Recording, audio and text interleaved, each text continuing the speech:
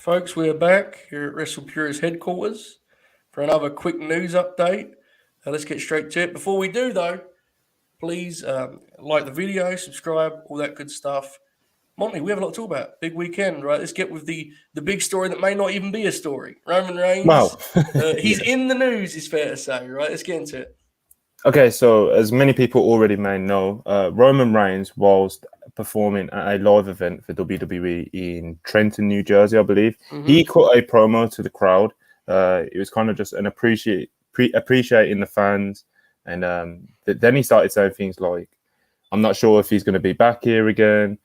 He's entering a new phase into his life. And I think it's fair to say that wrestling Twitter and wrestling fans online kind of just went wild with it. Speculation ran crazy. Obviously, it was late on the night, so, there was a good few hours before any of the actual reporters could get their hands on it. Luckily, Sean Ross Sapp then came through on Fight for Select, and he said that basically, from the sources that he spoke to, Roman Reigns isn't expected to leave WWE anytime soon. And the only thing that was mentioned was that he heard that from somebody in WWE that Roman's schedule is more likely to be a lot more relaxed now going forwards, a lot less house shows, etc., which was then confirmed by Dave Meltzer this morning on Wrestling Observer Radio. And he basically, like I said, he just basically confirmed what Sean Ross Sapp reported, but he also added that Roman has in fact signed a new deal with WWE. And it will contain a lot less house show dates, which, in this phase of his career, with how big of a star he is, makes sense. Because, right, the idea of, I think Dave broke it down as well in the Observer Radio, like how many times he's wrestled on TV or pay-per-view for WWE compared to how many house shows he's done, and the number is wild. Like, he's already done like nearly 30 house shows this year. It's like, I haven't seen Roman Reigns wrestle 30 times this year. So not at all. That's the real story. Yeah. The contract's the real meat of it, though, right? I mean, that's interesting, and the schedule is not a surprise, as you said. He's at a certain point. He's been a top guy now for a long, long time, so it makes sense for him to wind down. He was, of course, on Backlash, Wrestlemania Backlash, I should say. In the main event. He got the pin in the main event even. Monty, what else do we have at WrestleMania Backlash last night? All right, so I'll pull it all up real quick. Let's add this into the stream and let's have a look at Backlash. So the card started with Cody Rhodes defeating Seth Rollins. I know a few people kind of doubted if that would happen. Yeah, it seemed like a pretty foregone conclusion. It was a very good match. I felt like objectively. Yes. The crowd was very into it. The crowd was very behind Cody, as they have been the whole time he's been there, to be honest.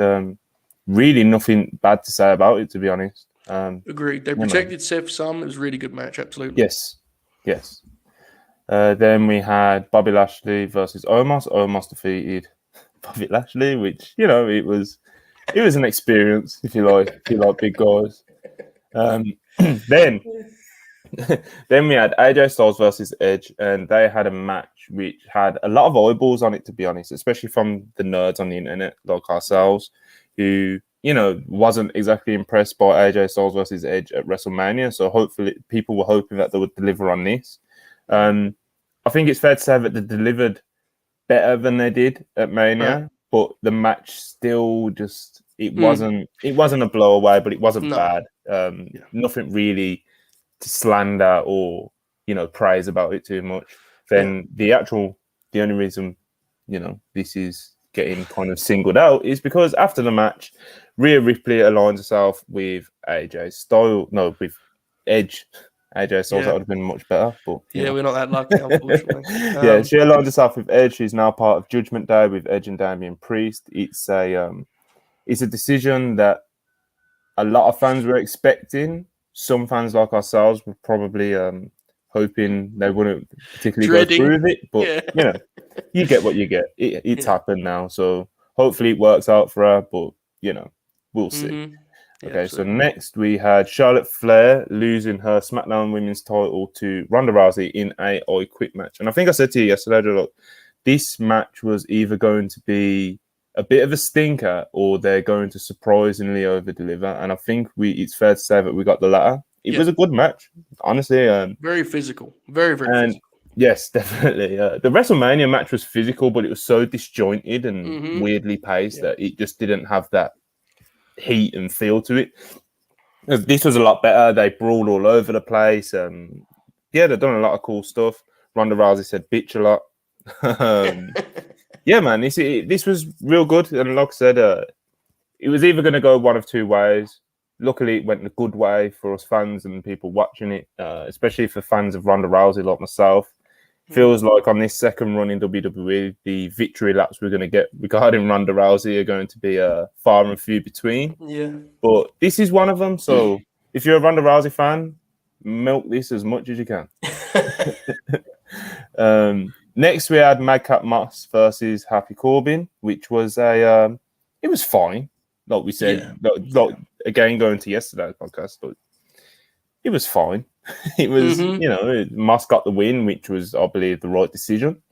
And we'll see. Not really too much to say about it, to be honest. Placement limited it some, right? And the crowd was, it was in that middle spot we always talk about, but it was fine mechanically. I agree. Probably the only reason why it made it to the show, to be honest, to be in that spot. So, like I said, it was fine. It was what it was. I don't think anyone was jumping up and down about it. Right. And then, we had the main event, which was, of course, the Bloodline Roman Reigns show, so Jimmy Uso versus Drew McIntyre and RK Bro, Randy Orton and Riddle. This was a match we was talking throughout, and it was a match of two halves, definitely. Because that first 10 minutes or so was weird. Like it was like they were trying to work a slow-paced TV match where they didn't want to give everything. And then all of a sudden it was just like bang, bang, bang, bang, bang, finishers, high pace. Riddle started doing his crazy shit. Yeah, man, it was a good match. Like definitely a match of two halves. So I thought the second half of the match was what I hoped it would have been the whole time. The first, like I said, that first half was weird. Randy Orton was fabulous here, though, wasn't he? I mean, I think the takeaway of course, but I think the takeaway here was, man, him and Roman is the match somehow. When he hit Roman with the RKO, the place exploded. It was incredible. So over. It's such a it's Randy Orton. He's been one of their top stars for like nearly 2 decades, and pretty much. Yeah, he's been there for 2 decades, and he was thrown into the fire straight away. So, people just love him on this current phase run, man. It really is something to see. And like I said, he's genuinely one of the most over faces in the business, which when I was texting you yesterday, like, what has happened? It's 2022 and Randy Orton is one of the most over faces in the entire business, not just WWE. Like, he's so over right now. Yeah, definitely 2 ways to look at it. It's interesting, I agree. Yeah, but it was a pretty decent card, solid card. Don't think any of the matches were overly offensive. Obviously, Omos versus Bobby Lashley wasn't optimal, but it was Omos versus Bobby Lashley. So what do you want? What do you really want? And I know that's not really an excuse. They put the match and put it on the show, but as a whole, if we're talking broad strokes, it was a pretty decent show, man. I liked it. I also liked the night prior Impact's Under Siege event. Impact obviously did their TV tapings last night. Also, Monty, what have we got on the Impact front? Go ahead.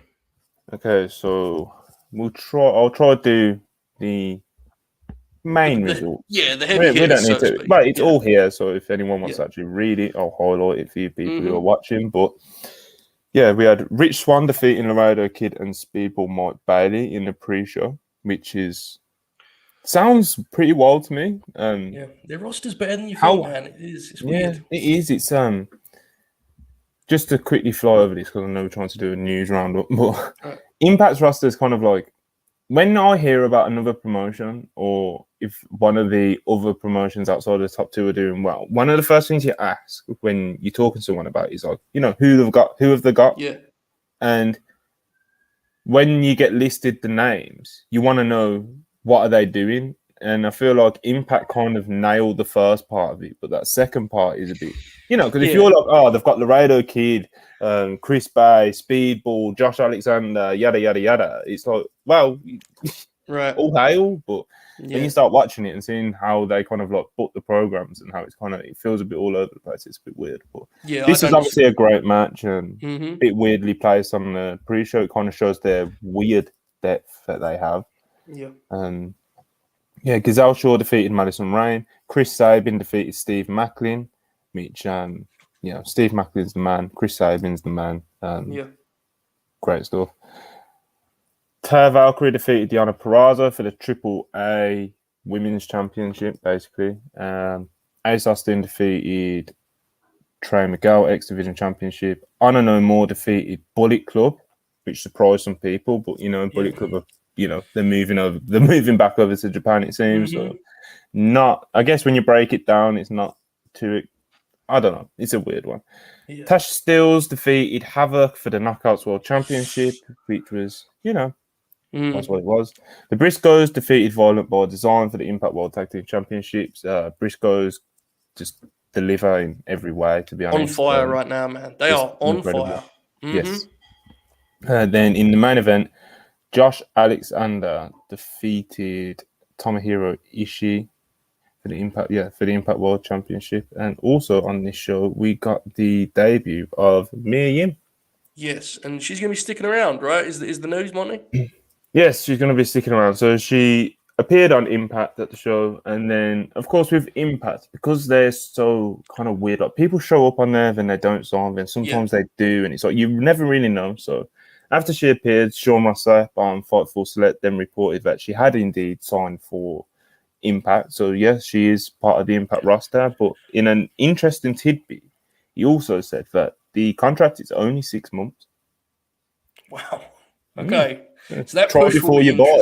Yeah, that push will be an interesting look. Yes, definitely. Then just to quickly go into it.